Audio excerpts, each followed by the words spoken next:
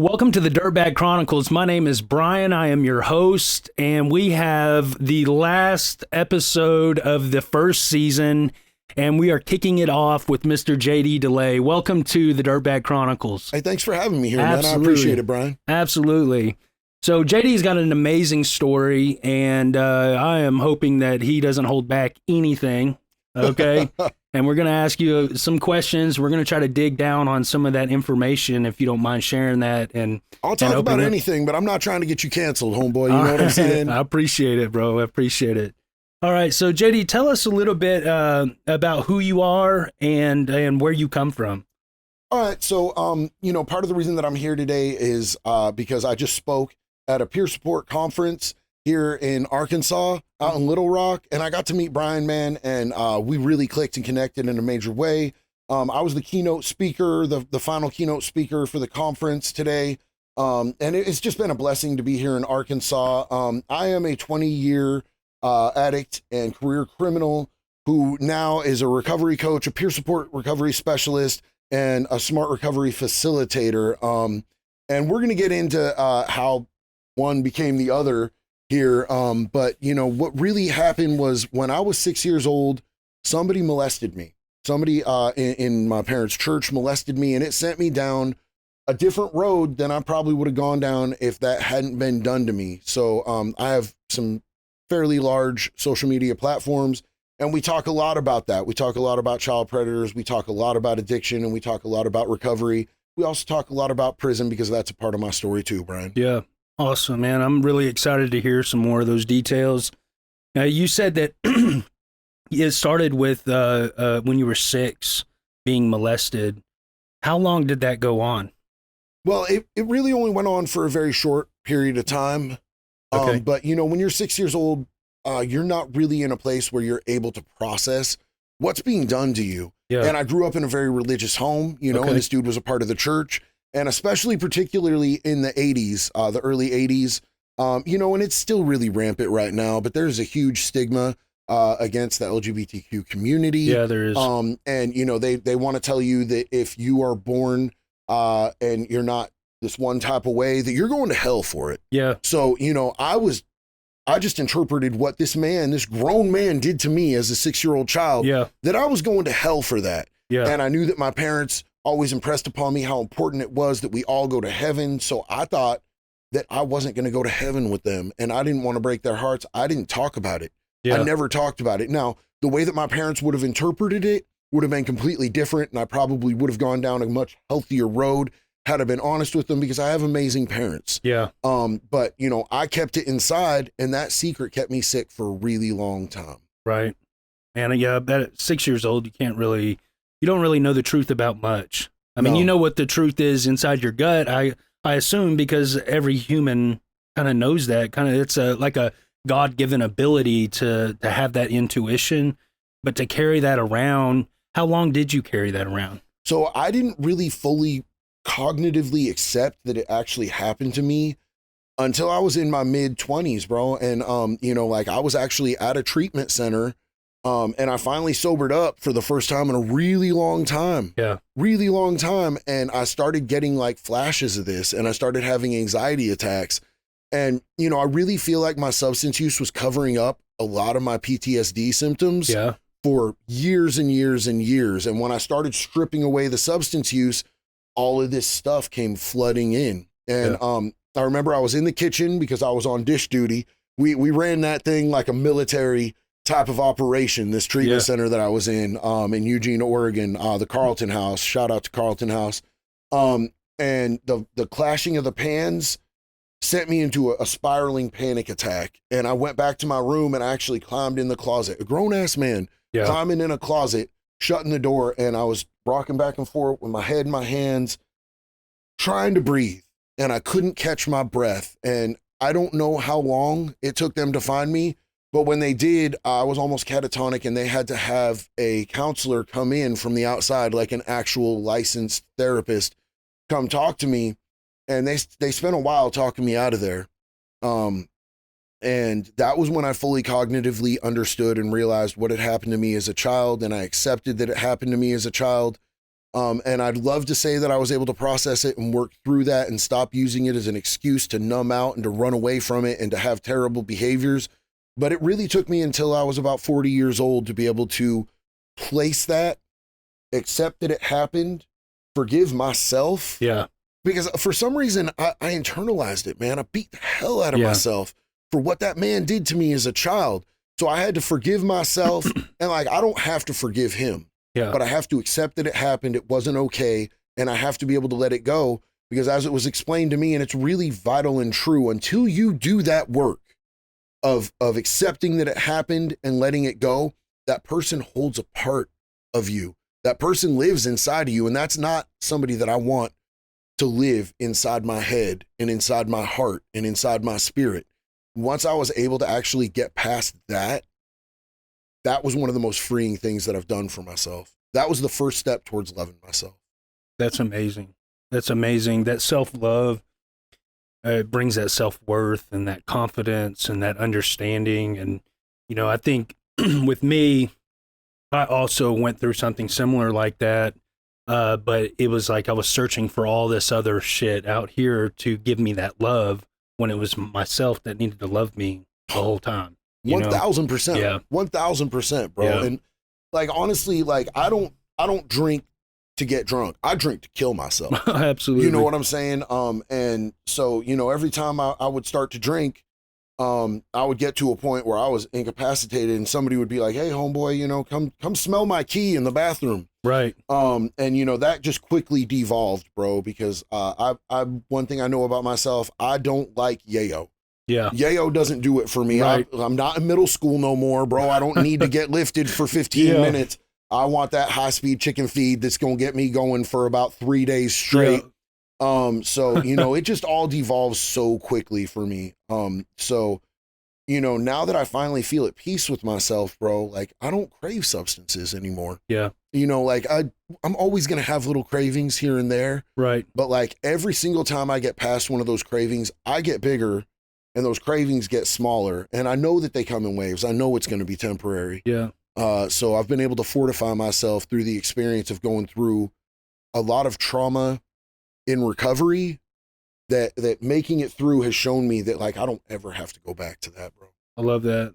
I love that you have found that out about yourself, and that you can actually look back and say, okay, this is why I was doing the things that I was doing, and this is how I recover. Because I don't think if we don't know the problem, the root problem, we can't really recover from it. 100%. And like, I want to just specify really quick that like what was done to me when I was 6 years old was horrible.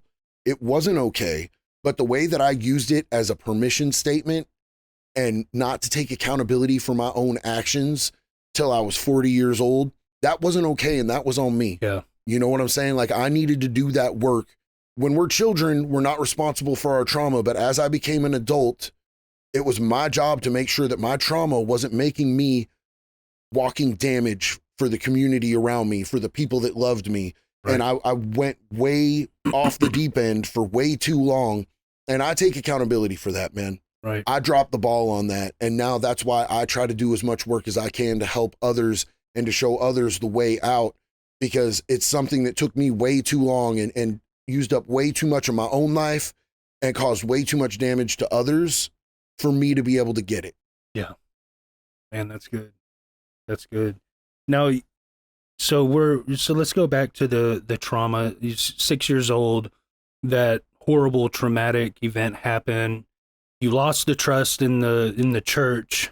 You're afraid to tell your parents. You thought the judgment of God was coming on you. You were going to hell. Yeah. And so with all of that weighing, because from having a similar experience, I know what kind of weight that brings. Mm-hmm. Do you think that is one of the main reasons that you went to substance abuse and abused those narcotics and all the drugs and alcohol and the sex and everything? Or do you think that you were born with that disease? Well, let me put it like this. Like for myself, I believe there can be a lot of attributing factors to somebody who has substance use disorder, but I also believe that substance use disorder is, like, to a vast majority, a trauma-based mental disorder. I think that trauma really has a lot to play in somebody going down the road of substance use disorder. And so what happened to me was, and you know, substance use disorder is only one of many trauma-based disorders. Like a lot of people will have a trauma and it's their root trauma. And so they'll take it to gambling and they'll take gambling to a devastating, life-changing, you know, level. There's a lot of people who take sexual addiction to a really damaging life, you know, self-destructive level.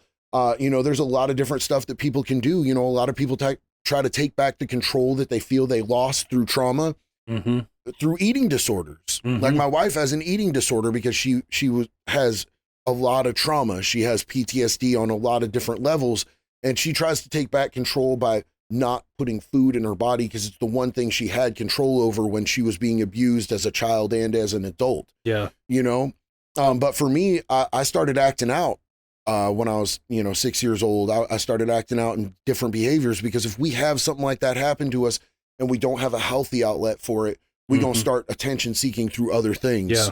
You know, just subconsciously, it's just how it is with kids, especially rambunctious, you know, young boys. And so I got diagnosed with ADHD. And do I believe I'm ADHD? 100. You know what I'm saying? Like, come on, like, listen to me talk, bro. I'm the poster child for little freckled ADHD bastards. You know what I'm saying? Across the whole world. I'm one of y'all. You know what I'm saying? So it's not just Irish. Huh? Yeah. But, you know, my parents took me to a doctor, and the doctor was like, okay, so he's ADHD because he acting like this. And he probably wasn't wrong, but, you know, their solution for it was to give me amphetamines. Yeah. And they did, bro. You know, they gave me Ritalin, they gave me Cylert, they gave me Adderall. We cycled me through these prescriptions. I didn't like them. At what age were you when you started getting those prescriptions? Like 7 years old. Oh my gosh. You know what I'm saying? And so, and I wasn't on them for the longest time, but what I think happened is it kind of wired my brain to have an affinity for that vroom, vroom, vroom. Yeah. You know what I'm saying? Yeah, absolutely. So later on in life, you know, and I cycled through all the hippie drugs, bro, as I like to call it. Like I really enjoyed smoking. I enjoyed tripping. You know what I'm saying? I enjoyed rolling. And, you know, throughout my teenage years and my beginning of my 20s, that's all that I did. And I didn't like people that did with that white girl, bro. Yeah. If you were doing that white girl, it sure as hell wasn't going to be around me. You know what I'm saying? Until one night I actually tried it. Yeah. And it was just, ooh, damn, ooh. This is okay. I'm going to devote my entire personality and life to this for the next 20 years. Yeah. Which is exactly what happened, bro. It's like, you know, and anybody who hasn't done it doesn't really understand, but anybody who has, it's like getting stuck in that bathroom for 20 years, you know? Yeah.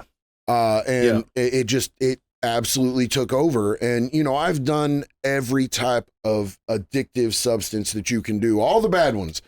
You know, some on purpose, a couple inadvertently, you know what I'm saying? I've never gone out and been like, I'm going to do Fent. Yeah. But I know that I've had stuff that was laced with Fent. Oh, absolutely. You know what I'm saying? And nothing ever caught me like that Go Fast, bro. Yeah. That Tina got that hook in me. Yeah. Same here. So, and you know, I could do H and be like, oh man, I mean, that felt good, but I'm not doing that again. Yeah. But if I, in any way, shape, form, or method, put amphetamines into my body, I will not stop until they put me in cuffs and put me in a cell where I cannot access it again. Yeah. Yeah. You know, whenever I got arrested this last time, I had been up for a couple days, maybe a week. And I had just got feeling good. And when they pulled us over, they put me in the back of the cop car, and I was just like, oh, thank God. You know, it was just like, and I went right to sleep. It was just like, it's over. You know what I'm saying? Like, I would go on a run for so long, and then hoping that I don't get arrested, but like deep down, like, fuck, man, I'm ready for this shit to be over with. And then they put the handcuffs on me, put me in the back of the car, and I'm right to sleep. I'm just like, give me a brown bag lunch at the jail, put me back in my mat, let me sleep for 2 weeks. You know, it was like relief after going on that long run. The night that I got busted, that sent me to prison, I was with my co-defendant. We'd been on multiple cases before. He's my dog, bro. Yeah. He was my homeboy. You know what I'm saying? Like, we took cases for each other. Yeah. Like, we not only did we not tell on each other, like we would take time for each other. This is how close we were. That was my dude. You know what I'm saying? Like, we were 21 as fuck. And so we were getting ready to leave, and his girlfriend goes, I got a bad feeling. I don't think you guys should go out tonight. And I looked at her and I'm like, don't worry, I got him. I'll take care of baby boy for you. We gonna sell up together in that prison. You know what I'm saying? We got this. Don't trip, baby girl. And he started laughing and he's like, yeah, we're probably going to prison tonight. It was like we knew. Yeah. But we were still going to go out and steal cars anyway. We went out and we stole us a Honda Del Sol, which was the worst decision that we ever made. Like, I've made a lot of bad decisions, dog. Like, if you line up all my bad decisions, bro, you got like a whole series of movies longer than the Fast and the Furious, which should have ended like 8 movies ago. Yeah, but, at least. This stealing a Honda Del Sol was in my worst of decisions because we had never driven one before. We knew it was the replacement for the Prelude, and we thought that it would have some type of push to it, and it did not have nothing underneath that hood. So when we got in a high-speed chase, we were cooked from the beginning, and we liked high-speed chases. Yeah. You know what I'm saying? If we got in a high-speed chase, you know, I'm 9 out of 11 winning high-speed chases. Yeah. There's nothing like being on that go fast and hitting every red light you can, being going down a one-way, you know what I'm saying? The wrong way. Yeah. Like 70, 90 miles per hour, you know, just getting it, bro, with multiple arresting agencies behind you. And they were able, because we were in such a slow ass car that had nothing in there, bro. They got us pinned to where we had to go on the freeway. And then all they got to do is just radio up, bro. You could beat the cars, bro. Can't beat that bird radio. You cannot beat that radio, dog. That's what people don't understand. Yeah. So the radio's fast. We're going up, and we got all these cop cars behind us, and it was actually my co-defendant who was driving. And so I had a big old bag, and I'm like, I'm gonna burn all this before we go to prison, dog. And he's like, smoke it while you got it, bro. And I've got a propane torch, one of them big old propane torches, and my bubble, and I've got my hat down sideways real low because they driving on the side of us, bro. I'm like waving at these police, waving a pipe at the police, going, you know what I'm saying? I'm trying to get it all in. And up ahead of us, he's like, you see that? They putting out stop sticks. He swerves around it, almost hits the dude putting out stop sticks. Cop car behind us hits him and rolls the car. Oh no. So it's like behind us, it looks like a movie behind us. This cop car's all boom. Yeah. Like, oh damn. Yeah. And I'm like, we need to hit an exit. So he hits that next exit, and the next exit turns out to be a KOA campground. And so we got maybe 300 feet worth of gravel road until the road runs out into blackberry bushes. He's like, I'm gonna bank it as far as I can into these blackberry bushes, be ready to get out and climb through these blackberries. And he does, he banks it, but we hit a telephone pole with my side of the car, and it mashes the door. Like the window explodes in on me, and he jumps out, and I have to climb over the seat and climb out that driver's side door. And, you know, I thought I was a gangster at the time, so I had the big baggy pants, I had the saggy pants, I had the shoes that weren't lace tight, you know what I'm saying? Because I thought I was somebody, dog, you know what I'm saying? And I start going, and within 10 yards, bro, I ain't got pants on my body no more. Them blackberries, the thorns just ripped my pants and shoes off. And I'm crawling as fast as I can through this stuff with no pants and no shoes. It's tearing me up, bro. It's just tearing the skin off my body. And I somehow got in front of my dude. And he was behind me, and then I hear the dog. And I hear him start to scream. Yeah. And the dog got him and bit him.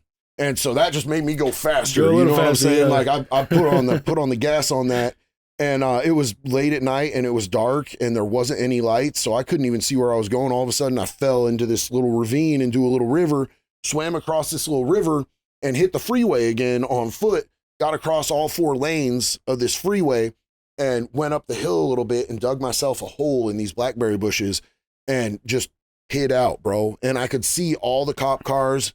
I could see him put my co-defendant into the car. They had my pants with my wallet in it, and they had a bullhorn, and they were out there yelling my name. Mr. DeLay, this is now a search and rescue mission. Come out. You're going to die. And I'm like up there catching hypothermia. It is cold in Oregon, bro, and I'm soaking wet.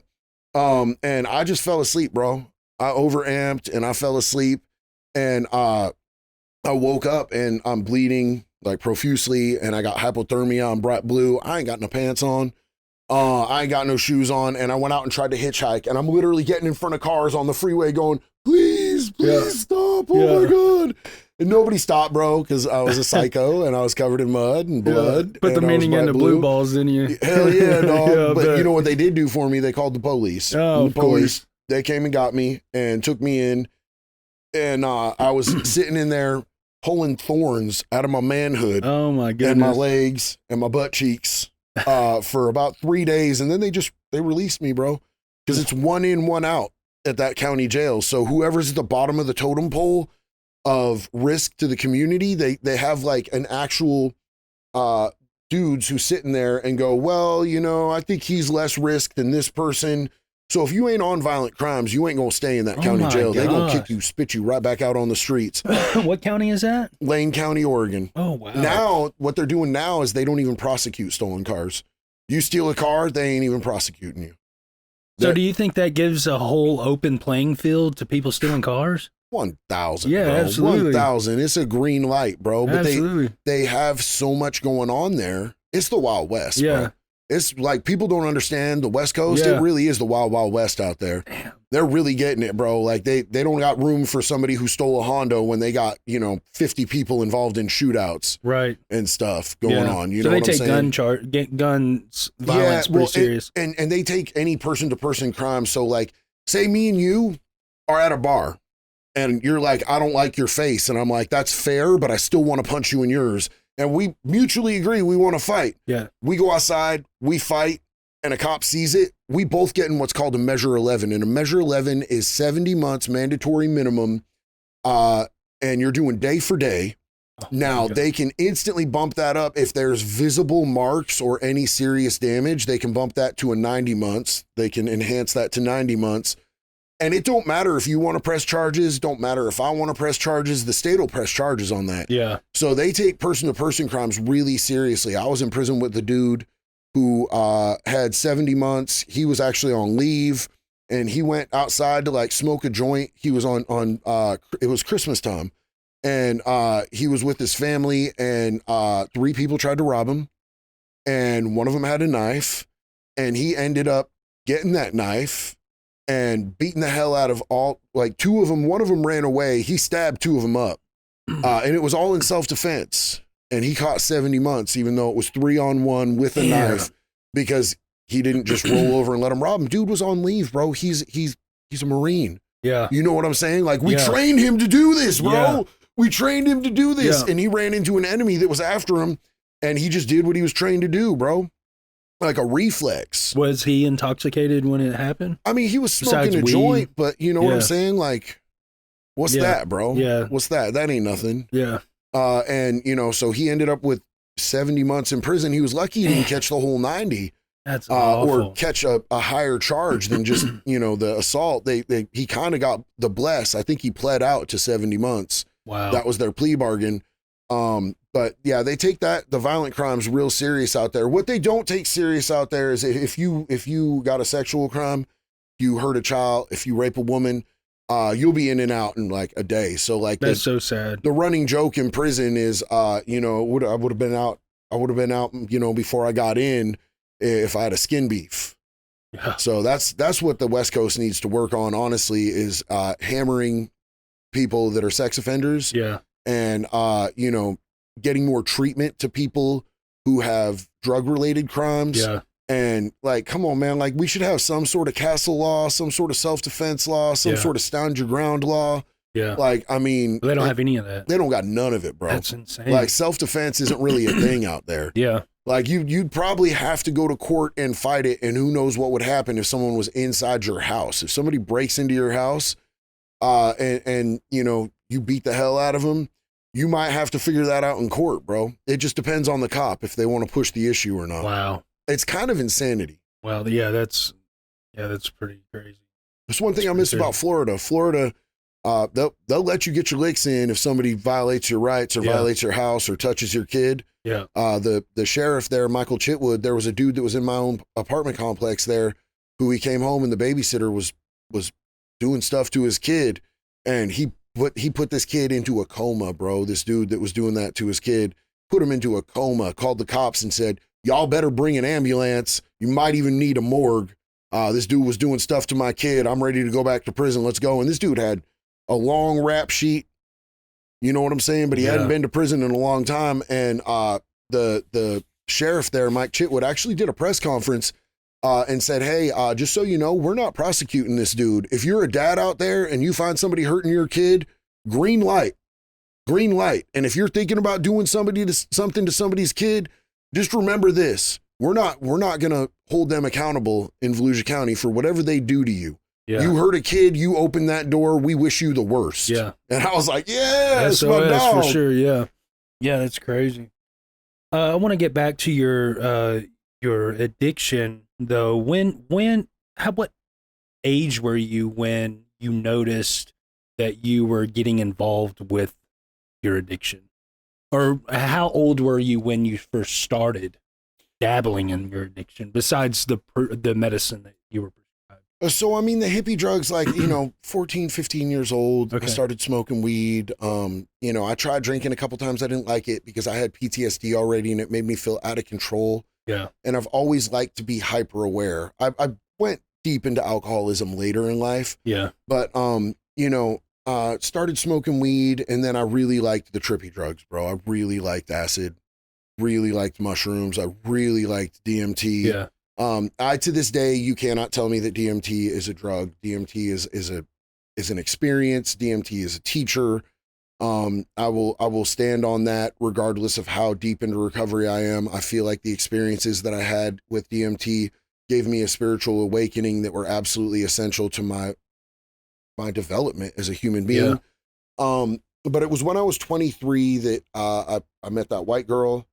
And that's when I was full tilt, all gas, no brakes with it. Yeah. And I still thought that I had it under control. And I remember the distinct moment that it clicked with me that I was not behind the steering wheel of my life anymore. I knew that I had a UA with my PO coming up in 3 days. And I was like, okay, I need to stop. I have this big old bag. I need to put it down. If I make it through 3 days and I make it through this UA, I'm going to be cool. If not, I'm going to prison.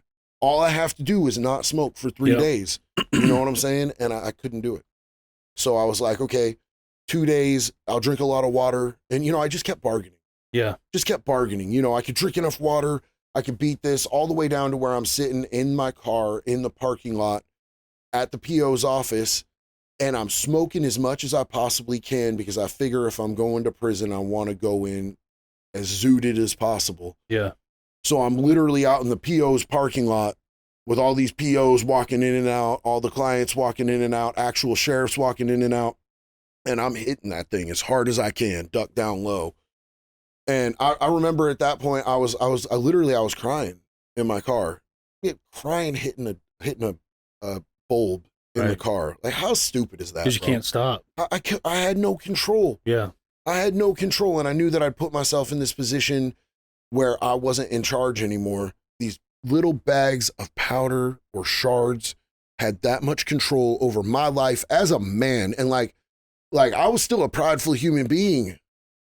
But at this point, this is where I realized that I wasn't shit, bro. I was these little baggies slave. Yeah. These little baggies, I was their bitch. I was their punk, bro. Yeah. You know what I'm saying? If you've been to prison, you know what those words mean. Yeah. You know what I'm saying? Like, I was a punk to these little tiny bags of inanimate objects, bro. Like, they owned me. These chemicals were my master, and I was their slave. And there wasn't shit that I could do about it. And like, I went in and honestly, I cannot tell you why my PO didn't UA me that day. Oh my But he didn't. He didn't UA me that day, dog. And he had to have known, bro. Had to have known, bro. Like, my eyeballs were darting. Right. You know what I'm saying? But he didn't UA me that day. I'm sure he had no weight on you either. But no, I didn't take any weight in. Yeah, no, I'm talking about like body weight. Weight on me, body weight? No, bro. Are you kidding me? I was a rotisserie chicken from Safeway. I was Count Torbacula. You know what I'm saying? I was obvious, bro. I thought I was slick, but I was obvious. See, that's the disease too. It's like, oh no, nobody knows. Nobody even knows I'm high. If you're out there and you're using right now, I promise you, they know. Everybody knows. They know. Even the shadow people. Yeah, and the people in the bushes. Yeah. So, I thought that I lucked out at that point in time, but like honestly, like anything that would have made me hit my bottom any sooner.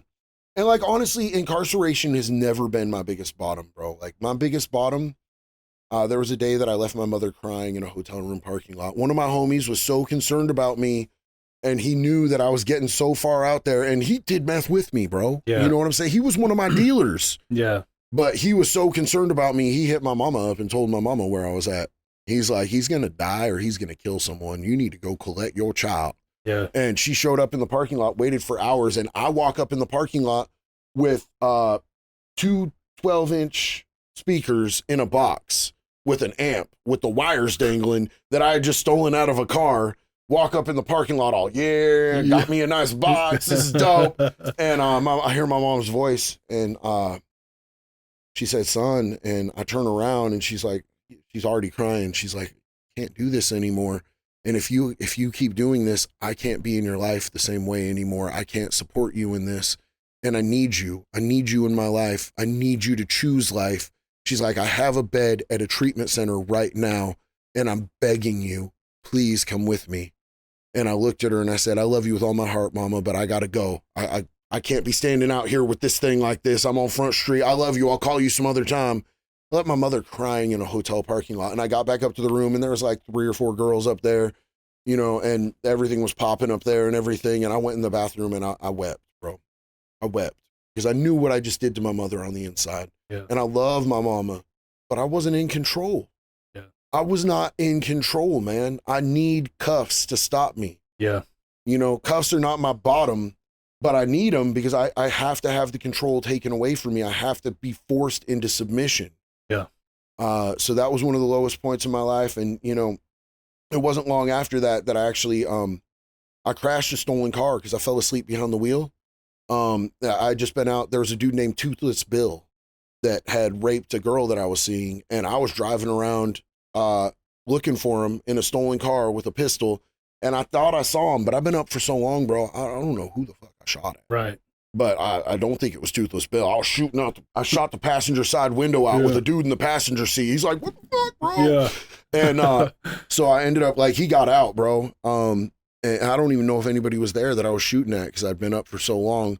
And I drove back. I was driving to my friend's house and I was almost there. And I passed out behind the wheel and I woke up at impact and I smashed into a truck. And I went through the airbag and hit the steering wheel real hard. And I realized what was going on. I was in a daze. And then the dude who owned the truck started coming out of the house. And I grabbed my pistol in my backpack and I got out like all beat up, like slouched over. And he was like, where are you going? And I pointed it at him and I said, do you want to die, old man? And he went right back in his house. And I got as fast and as far away as I could on foot. And I hopped a couple fences and I got in a tool shed in somebody's backyard. And I rolled up into a ball and I fell asleep. And I woke up, I don't know how long later, but like the car was gone, his truck was gone. Yeah. All the ambulances were gone and the cop cars were gone and everything. The tow trucks were gone. And I went over to my friend's house I was trying to get to and I crawled in his window. He didn't answer and the window or the door, I crawled in, landed on top of him and his girlfriend in bed. I didn't think they were home, but I knew I could go there. And he's like, what the fuck? I'm like, bro, I need to use your phone. Called my mama and I said, Mom, can you still get me that bed at rehab? And she was like, yeah, I can. And so I went to treatment that day and I didn't make it very long, bro. Was that your first time like going to treatment? Yeah. And feeling like, okay, I need some help? That was absolutely my first time. First moment of understanding that you're powerless. It was my first time in treatment of my own volition. Okay. You know what I'm saying? I'd had a state mandated this and a state mandated that. And it was my first time of my own volition and they let me in. And then, there was another time that I went back to that same exact place because it's the only place for men in Eugene, Oregon. And I had all of my stuff, all my earthly possessions, bro, in some backpacks. Yeah. Some smelly ass, like smelling like cat litter ass, methy ass clothes.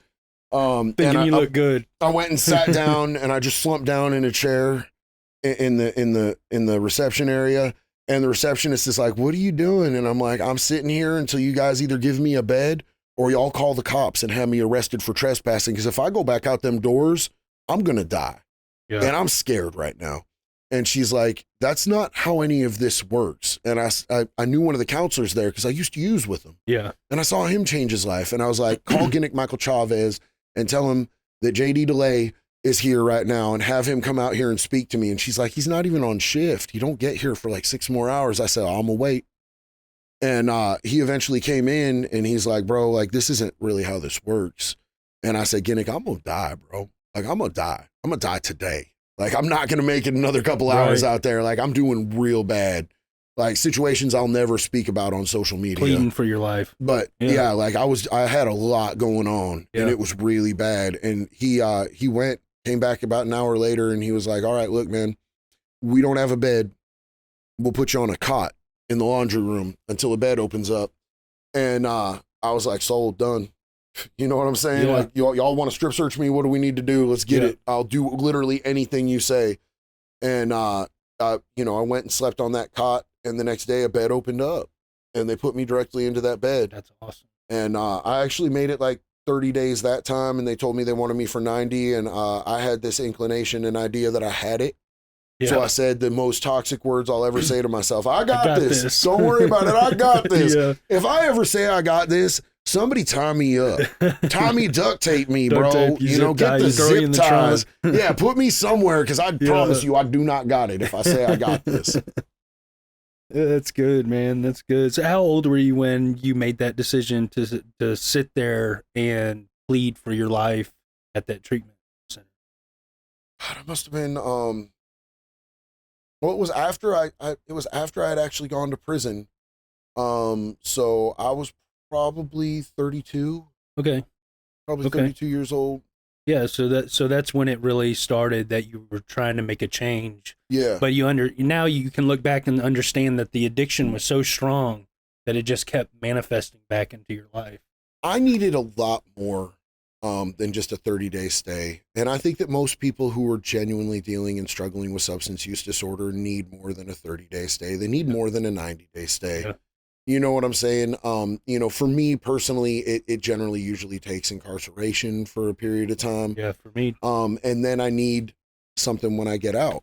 Yeah. You know, treatment programs are amazing, but I don't think that 30 to 90 days is enough to break 20 years worth of habits. Yeah. Dog, you know what I'm saying? Like it's just not. So, you know, like for me, like when I have people that need recommendations, you know, I 100% recommend treatment centers if they can get them, but they have to follow up with sober living. Yeah. Because you need to build a community within your own community where you're going to live. A lot of the time when we refer people to treatment centers, we refer them out of county. Yeah. You know, and sometimes even out of state. You need people where you live, dog. You need people that you are going to be seeing in them same rooms when you go to meetings, whatever type of pathway you take. Yeah. You need a community. Yeah. You know what I'm saying? Whether that be one of the 12 steps, whether that be celebrate, whether that be smart, whatever it is, you need people in your own community that are going to hold you accountable. You need people that are going to build you. You need people that are going to support you. You know what I'm saying? Like one of the first sponsors that I had that said some wild stuff to me, I asked him to be my sponsor. He said, I don't know. I said, it mustered all my courage for me to come ask you to be my sponsor, and you're going to tell me you don't know whether you'll sponsor me or not? Right. He's like, no, I don't know you like that yet. He said, here's what I want you to do. He said, you got some cable at your house? I said, yeah, I'm at a sober house. We got some cable. He said, I want you to go home and watch Animal Planet. What the you want me to watch Animal Planet? He said, when you watch enough Animal Planet to figure out what I want you to know, you call me. And I was like, just desperate enough to go home and do this.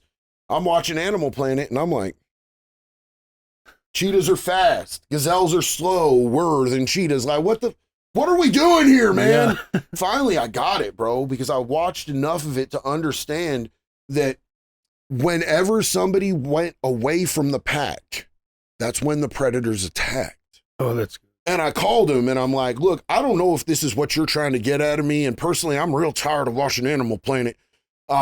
You surly son bish. But is it this? Is it that if we stay in the middle of the pack, we're going to stay safe because the predators get us when we walk away? And he said, I'll sponsor you, but you better call me every day, stupid. And I was like, okay. And that dude got me through for a while. You know what I'm saying? Okay. And he really got me through for a while. I had multiple sponsors that relapsed, which is really scary for somebody who's in early recovery, who's as hard-headed and hard to deal with as me. You know, now I keep multiple sponsors. I have a sponsor in both the 2 different 12 steps that I work because I'm extra. And I don't hardly never have to call him. I hardly never have to call him. But when I do, I really need to call him. Yeah. And if I can't get one, I'm going to get the other. And, you know, I purposefully went both 12-step pathways so that I would be able to be somebody who could walk somebody through whatever pathway felt the best to them out of the 2 12 steps. And then I found Smart Recovery. And Smart Recovery is my absolute jam, bro. Okay. Smart Recovery, because I was an atheist for a long time. I was a devout atheist because we talked earlier about how I felt that separation from the church because I thought that what happened to me meant that I wasn't going to go to heaven. So I became real angry, bro. Yeah. If there was a God, I wanted the ones, bro. Right. He better come and he better have some mean hand game because I had it for him. You know what I'm saying? And I was so angry and volatile. And like, I just denied that there was any God. And like that made it really hard for the 12-step programs to work for me. Yeah. And I feel like if somebody had been able to come at me with Smart Recovery, you know, which it doesn't rely on any faith or any higher power, but instead relies on evidence-based, you know, psychology and, you know, the neuroscience of the brain and cognitive behavioral therapy. And if somebody would have come at me with that when I was an atheist, maybe it would have saved me going out half a dozen times, dog. Yeah. And so when I found Smart Recovery, even though I had come to terms with God, even though I had found a relationship, not a religion, because all the way, every day, fuck religion in the neck for me. It just, you know, not to offend or piss anybody off. No, I'm the same. But I don't got nothing for religion. What I have is a personal relationship with a God that cares about me. That's a loving God that wants to see us all do better and wants us to connect and wants us to help each other. But, you know, I had that when I found Smart Recovery, but I know that there are still people out there who don't have that. And if they don't have that, they still deserve the same recovery that each and every one of us who walks a faith-based program does. Yeah. And I wanted to be able to walk them through that because every single pathway is valid. I don't care if it's Matt. I don't care if it's cannabis. I don't care if you are in a Wiccan pathway, if you're in a Church of Satan, I don't care, bro. I want you to do the best that you can possibly do. Wherever they can find that connection. And because that's what it is. Like through my experience with addiction, I saw it after connection. Whether that was connection through sex, whether that was connection through gambling, whether that was connection through drugs, alcohol, porn, whatever it was, a dog, a pet, you know, a friend, the drug dealer, whatever it was, I was always seeking these false connections. And when I got locked up and went to prison the second time, what I was able to do was able to forget everything that I thought I knew. And I was able to dig down and ask myself the important questions. Who am I? So what that did, being asked that question, started to develop a certain connection with myself and my higher power. And once that got in there, now that's my biggest fear of the relapse. If I were to relapse, that's what I'm afraid of relapsing for, is because I will lose that connection with myself and my higher power. Let me tell you a quick story, bro. I'm going to run this real quick. So I've been a skateboarder my entire life. And now that I'm shaped like an upside down pear instead of a regular pear, because I do the gym a whole lot, like, you know, the physical aspect is a huge part of my recovery. I'm top heavy, so I'm not doing trick boarding anymore, but I bought myself an electric skateboard, one of the Mepos that goes 35 miles an hour. I'm going down a bridge in Port Orange, Florida. Somebody sideswipes me on this thing, and I'm already going I'm going down the bridge. So I'm going faster than 35, and they knock me off this thing, bro. And it cheese grates my leg. Oh my. And it jams up my back. So I have to be rushed to the emergency room, and I'm screaming, and they're like, yo, we need to give you something for this pain. And I'm yelling at them, like full stop, like being mean as shit to these people, yelling at them. I don't do narcotics. I'm in recovery. Get away from me, you son of a bitch. Yeah. Right. And they're like, well, we're going to leave you in this room because you're being a whole asshole. Yeah. And they're like, you really need to figure out what we're going to do because we're giving you some pain management or we're going to tell you to fuck off and get out of our emergency room. So I call my sponsor and I'm yelling through the phone. I'm like, they're trying to give me narcotics. He's like, well, what happened to you? I'm like, I'm all fucked up. He's like, well, you dummy, follow medical advice. Yeah. And I'm like, that's not the answer I want. And I hang up on him all pissed off and I call the manager of the sober house. I'm like, Carl, they're trying to give me narcotics for my pain and blah, blah, blah, blah, blah. And he's like, bro, you at a hospital, you do what they say, stupid. Yeah. And so I hang up and I'm like, all right, give me something for the pain. Yeah. You know what I'm saying? They hit me with the morphine, bro. And like we've talked about, like, I don't like opioids at all whatsoever. And I felt that warm sensation and I felt the pain fade away and I felt the fuzzies, but I felt an automatic disconnect. I was disconnected from myself. I was disconnected from a higher power. I was disconnected from my community and I was terrified. Yeah. I was terrified, dog. Yeah. I thought, this is over. This is like, I'm floating out at space here. How did I ever live like Yeah. this, bro? You know what I'm saying? Yeah. Like, no wonder I needed to stuff every Right. piece of intoxicating material in me that I could. Feeling like this? No, hell no, bro. I can't live like this no more. So I had somebody come from the sober house and pick my ass up and take me directly back. You know what I'm saying? Because I didn't trust myself in no Uber. Mm-hmm. I didn't trust myself not to hit a trap house on the way home, like see it. Because there's, where we had our sober house, there's a million trap houses there. You know what I'm saying? That's crazy. That's how usually most chem-free houses are. Yeah. They're right in the hood, right by all the trap houses. Yeah, absolutely. So, I did not leave the property for, like a week and a half. And I went to a meeting a day, at least, if not 2-3 meetings a day. I just posted up because we had a meeting hall right there at our house, the Mike Fine Hall in Daytona Beach. And I would sit there through every meeting that I could. And when they'd say burning desire, I'd be like, I had morphine in my system and I'm really pissed off about it. And I'm going to sit here and I'm going to go to every meeting that I can until I feel my higher power again. And I need y'all to give me support because I'm terrified right now. And I just blurted out as fast as I could. I'm like, I'm terrified. Like, I need y'all. Somebody please help me feel connected. And every time they'd pour love on me. They'd pray for me. They'd do whatever they could do. And finally I started to feel my ground again. Yeah. You know what I'm saying? But it was a process and I was truly 100% scared because I didn't want to lose it, bro. Yeah. Not just because I had all this legal stuff hanging in the balance, because when you look at my exposure on the cases, since there were multiple cases out of multiple counties, when you add up all the exposure, because one of the judges did for me, he said, you know what's hanging in the balance if you mess this up? 104 years if you run this wild, run it all maximum sentencing with, concurrent or consecutive instead of concurrent. He's like, you're looking at 104 years. And he said, and I wouldn't flinch to give it to you, boy. And I believe him. Like, that's how them Florida judges are. He's like, boy, make my day. Yeah. Make my whole week better, bro. Please. I'll go home, rock hard to my wife if I can sentence you to 104 years. All you got to do is fuck up. Give it to me, boy. I want it. Yeah. And like, it wasn't even that, bro, because like, honestly, for me, I was more free, incarcerated and sober than I was on the streets, free and out of my mind enslaved to these little pills, powder. I can definitely relate shards. You know what I'm saying? Like the freedom inside, because I don't really like to get loaded when I'm inside. Right. It's not an environment that I feel comfortable being loaded in. No, not at all. I don't like getting loaded in jail. I don't like getting loaded in prison. I don't like getting loaded in sober houses. I've tried it a few times and I hated every second of it. And I'm like, nah, I'm good. I'll just ride out. And I knew that I would be freer in there than I would be on the streets if I relapsed. Yeah.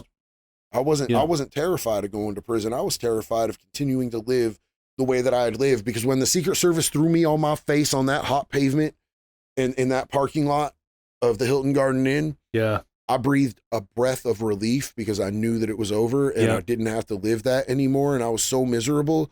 It was about a month before that I had tried to end my own life, and I was doing better in the game than I ever had before. I had stacks of money, stacks of cards. Girls wasn't nothing to me. Like I literally I just lost interest, bro. You know what I'm saying? Like there's hot ass girls throwing themselves at me. And I'm like, I don't got time for you. I got to get more money. I got to get more, I got to get more weight. I got to get more this. I got to get more that. First we got to get more. Yeah. More. But more stopped filling the hole. Yeah. And I felt the hole Yeah. And I was empty inside, and like nothing made me feel anything except more hollow and empty. The more I got, the more I needed, and it didn't do nothing for me anymore. Yeah. So I tried to end it because I didn't see any other way out, bro. Yeah. And I didn't want to do 30 years in prison. And then once I actually sobered up, I was like, man, I would rather do 30 years in prison sober than continue to run out here on the streets doing what I'm doing. At what level of desperation is it where 30 years of prison look good?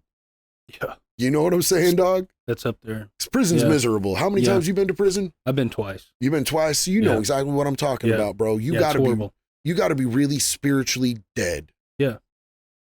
To feel like that's a better option than being on the streets in any type of condition. Yeah. And, you know, I've seen people too, like that I was locked up with, and that was their way of living. Like they didn't care. They, you know, so a lot of these guys will go in and they know the program, the routine, and then they find them a boy. I mean, here we got a dog program. You can get a dog. They get people to put money on their books. They get a hustle in there. They get a job, and they have a little family and a life. For me, that's not what I want. You know what I'm saying? And I think I can say that now because back then, just like you, I didn't give a fuck. Like, please let it be over. Put me somewhere where I don't have the option to continue to use and abuse myself. But to me, like, I found purpose. And I believe if an addict finds purpose, they're unstoppable. Yeah. Absolutely unstoppable. I think us addicts have a certain way of thinking and processing things. And if we can change that addiction into a healthy addiction, into a purpose, into fulfillment, we change lives, we help others, and we shine. Like our true light comes out. But we have to seek and we have to look for the answer of who am I in order to be able to fulfill that. Well, for me, the thing was connecting that, like, now I have a purpose and there's actually a meaning to the 20 years that I spent spun out in chaos, walking damage, like literally a literal walking crime spree. People are like, you were a bad criminal because I got caught for less than 1% of the stuff that I was doing, bro. I was a walking felony spree. Everywhere I went, bro, I was always on that lick, dog. You know what I'm saying? And it was garbage. It was trash. And the only thing that puts meaning to all that damage that I caused, all the chaos, all the suffering of myself and everyone else is if I use that to be able to help other people out of that place. Right. Or to avoid that place in the first place. You know what I'm saying? And that's why social media is so important to me because it allows me to reach a much larger scope of people that I would never be able to meet. Bro, if it wasn't for social media, I would not be sitting here in Arkansas talking to you after a peer support conference where I just got to talk in front of, you know, all those people at the conference and all those people at the bridge event, the overdose event. That was beautiful. You know what I'm saying? I have been able to connect with people in New Zealand, people in Australia, people in UK, people in Canada, people in places that I can't go because I'm a felon. Yeah. I'll never be able to go to Australia. I'll never be able to go to Canada again in my life because I'm a felon. But I can reach out and I can touch people there because of social media. And that's perfectly aligned with my purpose that I have. Yeah, that's awesome. That's awesome.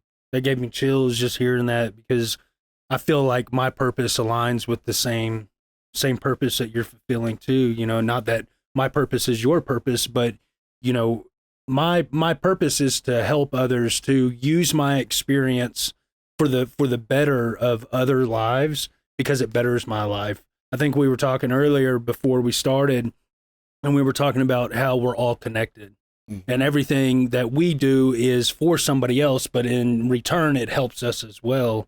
And so it's really not selfless because it's for us. And if what we do for someone else, we're actually doing for ourselves, and what we do for ourselves, we're actually doing for someone else. Well, and make no mistake when I say this, my man, like we have different paths to our purpose, but I do believe that our purpose is very, very similar because what's going on right now in this country with the opioid and the overdose epidemic, bro, like this is our Vietnam. This is our World War III. It's right here, right now. It's killing people in the hundreds of thousands, and it's not discriminating. This isn't just those people on the street that normal people look at and they write off as trash or throwaways or homeless or junkies. This is happening in schools. This is happening to people in colleges all the way down to middle school. Bro, there were 3 little girls that were in literal middle school. They were 12 and 13 years old who got a hold of a bag of something in Daytona Beach last Thanksgiving, and 2 of them died on the floor of their bedroom in their parents' house, and the other one barely made it through. And what do you think her life's going to look like knowing that she survived that, unless she has peer support from people who've been through that, who can walk her through that trauma? Right. And that's just one story out of literal hundreds of thousands of overdoses. Every single year, it's the #1 killer in men between the ages of 16 and 38 in this country. And if it was any foreign entity doing those kills, causing those deaths, we would be at war. So this is our war. This is our generation's war. Yeah. So we might not have the exact same path to our purpose, but I think our purpose is to help others who have been or who are where we have been by using our story and our voice and our experience and just like more than anything, our love. But the recovery community needs to get together. We need to unify. Yes, and we do. need to stop picking scabs at each other about how the other person recovers. Yeah. Because like myself, I'm full abstinence. Yeah. And that's what I need. I need full abstinence. But if I'm like trying to make myself feel better about my recovery because by somebody else's recovery, because they use cannabis or because they use meth, then I'm not fully in recovery, bro. Right. That's not real recovery. If I have to make myself feel good by picking apart somebody else's recovery and I'm like, Sebastian's not sober, bro. That's a bag of dicks, bro, coming out of my mouth. Judging other people like that. Whatever saves their lives, we need to get with, bro. Yeah. We have to use every single tool available to us in our bat belt to be able to save other people's lives. We do. Otherwise, we are purposefully damaging other people to make ourselves feel self-righteous, and I can't abide that. Yes, we do. I agree with all of that. Man, that's good. That is so good. Yeah, I think the world needs to hear somebody explain it like you just did. It's because, I've caught myself judging others for the way that they are getting clean in the past, and I look at that and I'm like, hold up. I got to self-reflect.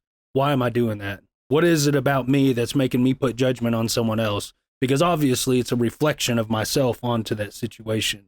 So I have to dig down and I have to do more self-work and I have to find out what the truth is and not what the perception is and the illusion is.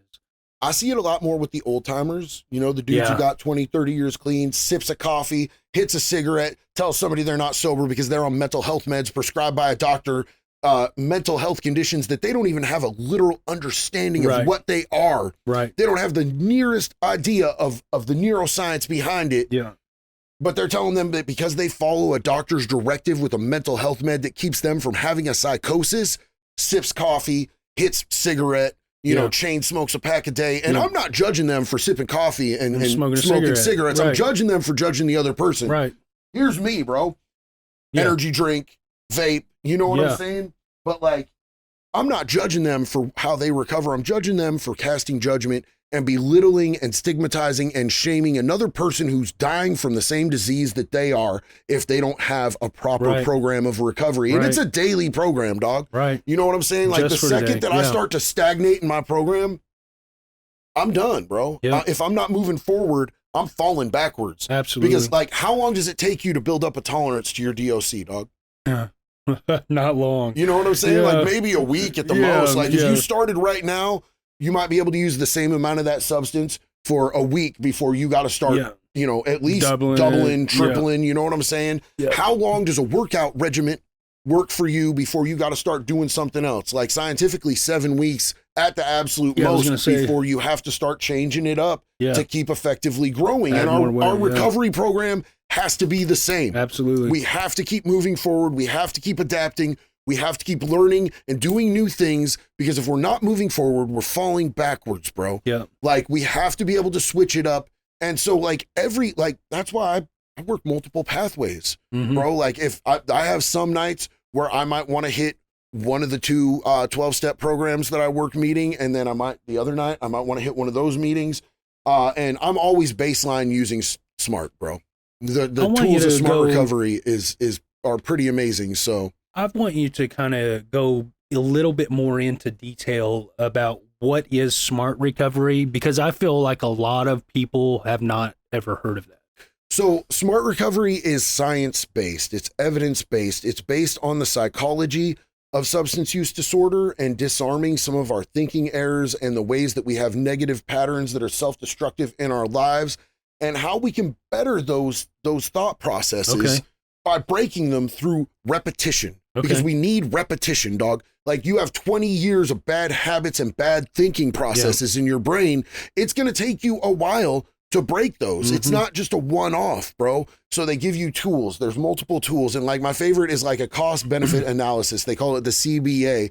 So like if I have a major decision to make or something that, you know, I know requires some decent thought process, I'll break it down. And what a CBA does is it breaks down, what is this going to cost me long-term and short-term? What is this going to benefit me long-term and short-term? So like I'll run my groups when I work intensive outpatient groups, I'll run them through these tools a lot, bro. I'm heavy with the cost benefit analysis. So like if I were to go out tonight and drink, what would my benefits be? Right. Well, it's a social lubricant and I have social anxiety. So it's going to make me feel like I'm more at place. Yeah.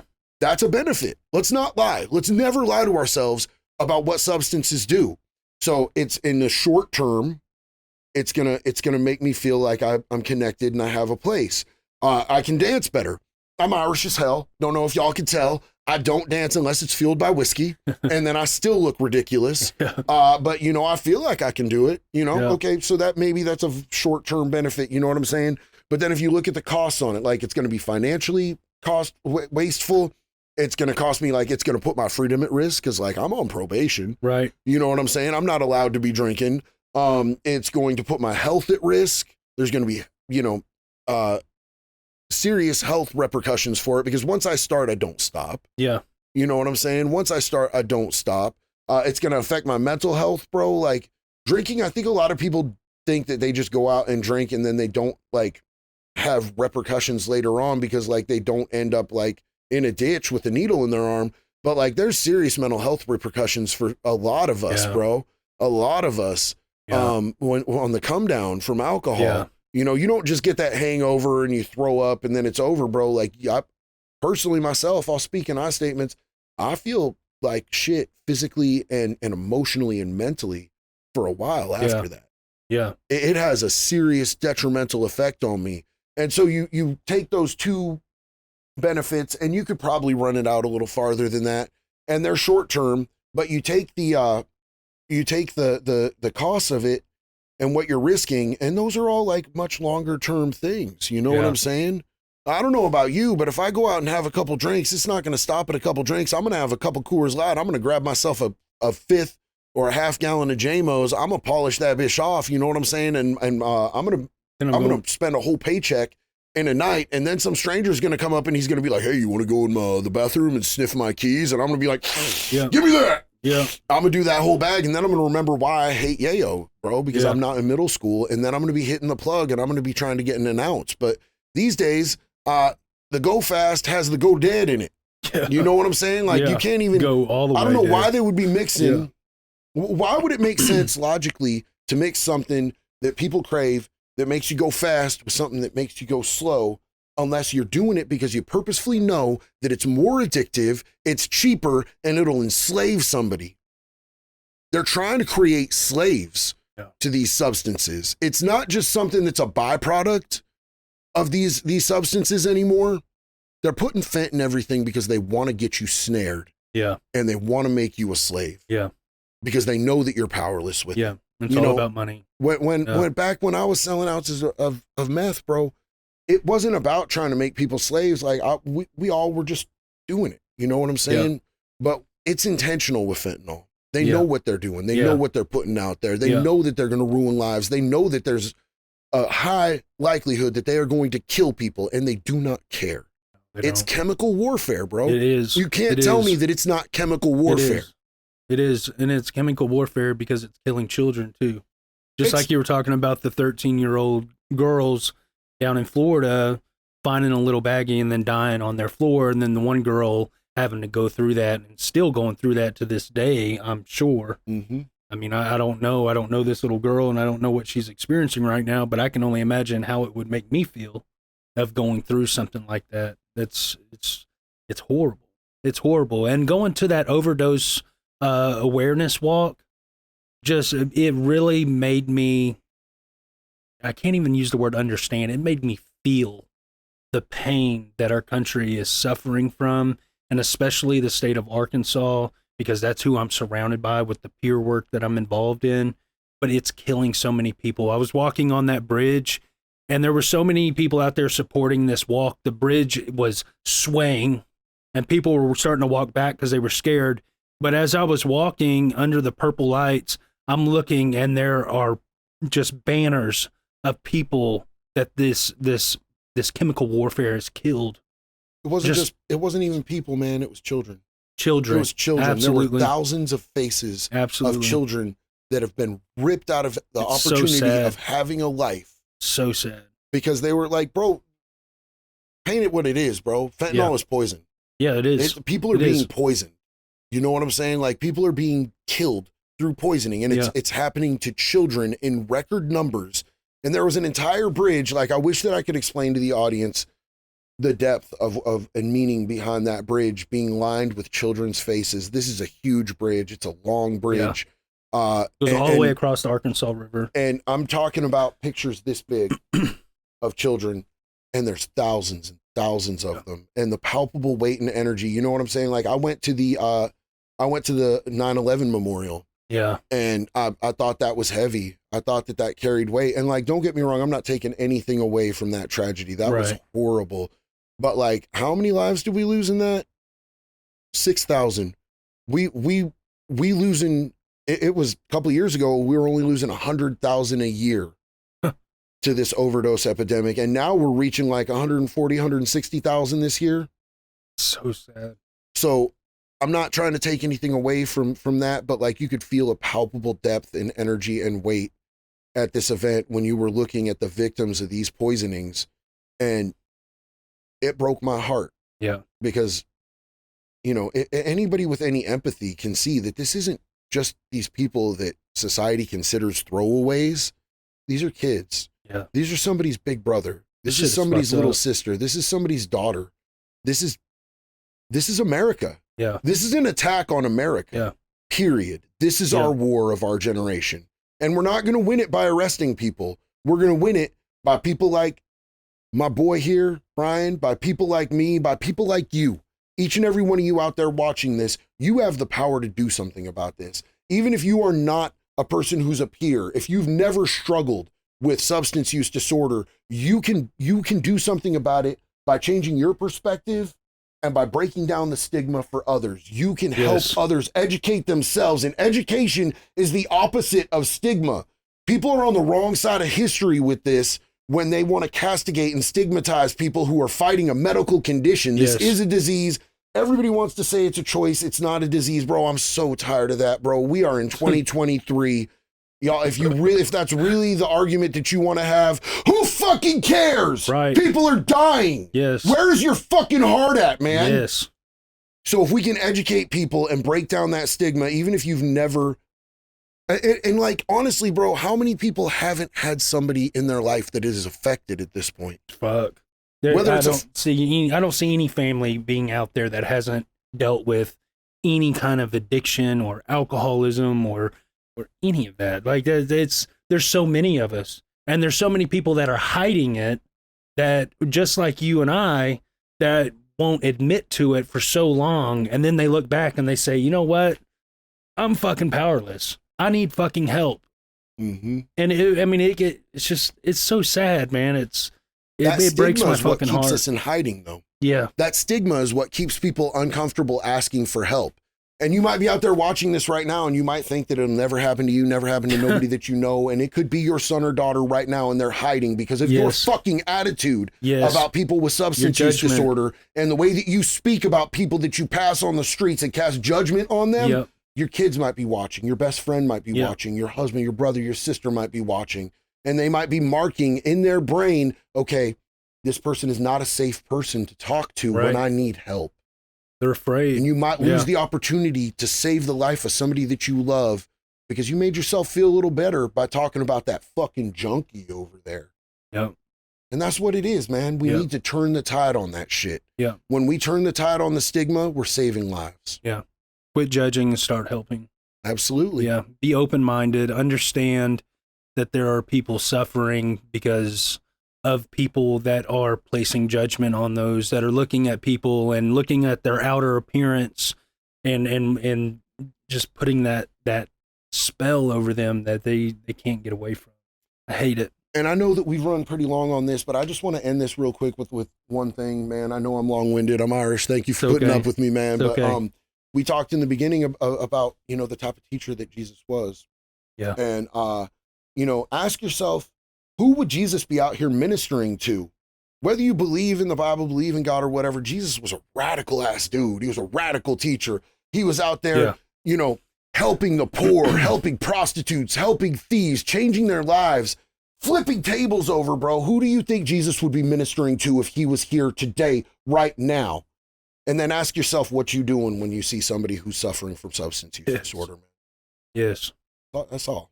It says, I'm not sure if this is word for word out of the Bible, but Jesus said, love God with all your heart. Love your neighbor as yourself. Mm-hmm. Absolutely. My favorite, you know, it's a real simple, it's 3 lines. And like, honestly, that's everything out of the Bible could go for me, except for these 3 words, bro. My favorite scripture is God is love. God is love. God is love says it pretty much all, man. Like when you think about it, like that is it. That for me, the whole rest of the book is cool. And there's a lot of, you know, there's a lot of killing kids and weird shit in there and everything. But like, when it comes down to it, bro, like God is love does it for me. Yep. Like that does it for me. That's what it is. You know, that's my higher power. Absolutely. 100%. Absolutely. Because there's nothing that feels better than love. Mm-hmm. Yeah. That's good, man. JD, I'm so thankful that you came on the show and you took your time to do this. And I can't thank you enough, man. You're a blessing to not only my life, but you are a blessing to many lives, the state of Arkansas, for coming and speaking at the peer conference and just giving away everything you have for free. I mean, and I know that by doing that, God is going to give you so much in return. And I'm truly thankful for you and everyone else out there that has the same attitude and mentality that people like.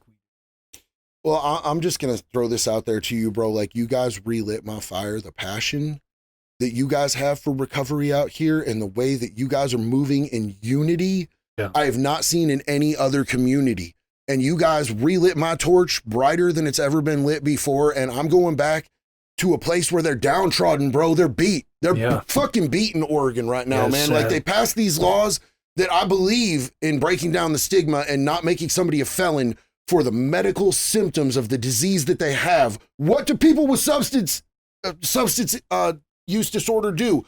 They possess drugs, motherfucker. Yeah. That's what they do, bro. Yeah. That's why they have the disease. Yeah. It's one of the symptoms. So what are you gonna do? We're gonna make them a felon. You're gonna brand them for life. They'll never be able to get a job. They'll never be able to get a house. You know, we're gonna put a big old fucking scarlet S on the top of their head for the rest of their life. I believe in breaking that down, but where they have fallen short is I don't see the services that they've talked about having. And I'm going back to Oregon to try to get a more unified front on building those services in my local community where we need them and hopefully bring people together the way that Arkansas has already paved the path for. Y'all doing the work out here, bro. Yeah. And it's beautiful to see. So thank you guys for inspiring me. Love it. Thank you so much. Well, that wraps up our episode for the Dirtbag Chronicles. Thank you very much. If you endured the entire process of this show, we hope you gained something from it. And don't forget to check us out on TikTok. What's your TikTok name? JD Delay 5150. Perfect. Thank you so much. Y'all have a good night.